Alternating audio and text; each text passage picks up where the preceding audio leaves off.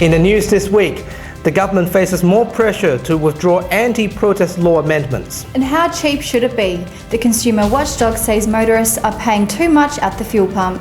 And on Western Perspective, more than just settlement, does Australia have the capability to resettle asylum seekers? This is the Evening News with Ivan Lung and Daniel Stanisław. Good evening. Australian activists have voiced their concerns over the state's anti-protest laws. The debate was reignited after the United Nations warned the Barnett government about the potential repercussions the law amendment has against democracy.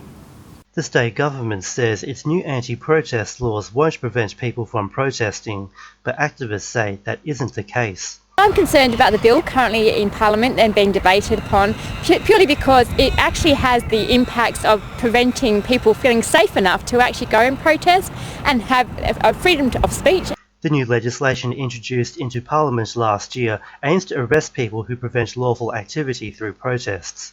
Campaigners, though, are concerned the laws are too broad, it reverses the burden of proof, and it prevents the right to protest peacefully. Parliament members debating the bill have called the laws vague. There is nothing in this bill which clearly states when you have crossed that line. When are you preparing to prevent an unlawful activity? When are you preparing to prevent a lawful activity? But the state government has defended the laws and says the legislation fits actions affecting lawful activity.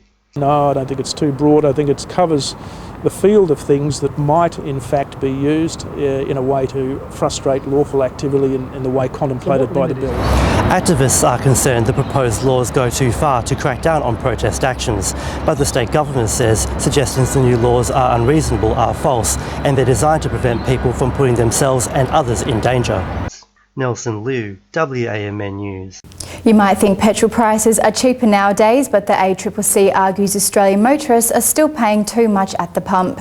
The consumer watchdog labelled the prices as highway robbery, while unions have demanded the federal government to intervene. If you drive a motor vehicle, there's no doubt you've been enjoying the declining price of petrol over the last few weeks. To see them drop down to close to $1, that puts money back in my pocket. But what's making our fuel so cheap? World oil price, as we know, it's been going down significantly over time, and that has flowed through to the international price for unleaded petrol, the Singapore prices, which is our benchmark. We saw a brief decline this time last year when prices once again fell below $1 a litre. But it should be a lot cheaper, and not all motorists are impressed. Since I've been driving, it's gone up 70 cents a litre, now it's dropped 8 cents a litre, so it's not a huge drop in prices from what it already is. You know, the ACCC's comments that fuel companies need to be more transparent. What we say is the government should force them to be transparent. Those that don't keep a close eye on petrol prices may find themselves forced to pay over $1.20 a litre.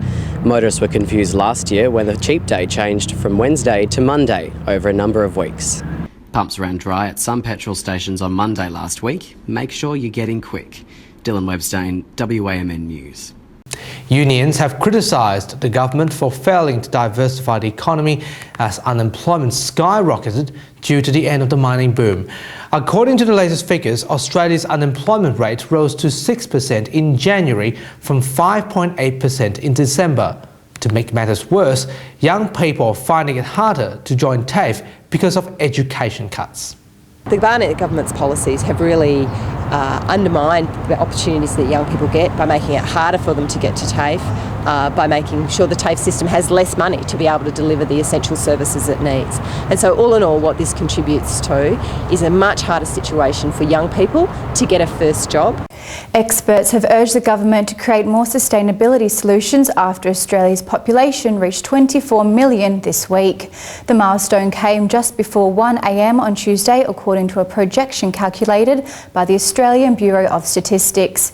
It's currently unknown whether the 24 millionth person was a newborn or a migrant.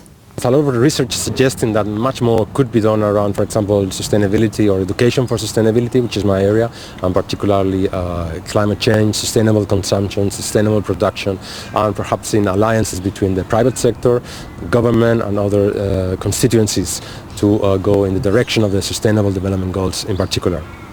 In world news, US Republican presidential candidate Donald Trump has responded to Pope Francis's claims building a border wall is unchristian.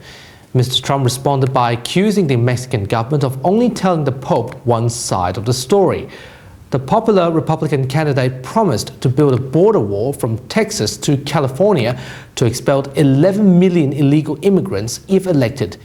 He also hits back at the religious leader, saying that he should not question other people's faith. American Pulitzer Prize winning author Harper Lee has passed away peacefully this week at the age of 89. A spokeswoman from Alabama has confirmed Lee's passing to the local news media. Ms. Lee's award-winning modern classic To Kill a Mockingbird highlights racial injustice in the Depression era and became a must-read novel in many schools. The book was also made into a film in 1962 with actor Gregory Peck picking up 3 Oscars. And those are the stories you need to know this week. We have the latest news on our website and Facebook. Thanks for watching. Here's Nelson Liu with Western Perspective. Good night. Thanks, Ivan and Danielle. Hello, I'm Nelson Liu and welcome to a new series of Western Perspective for 2016. Tonight, asylum seekers have been a long-running issue in Australia over the past 20 years, with federal governments instituting policies to reject illegal arrivals.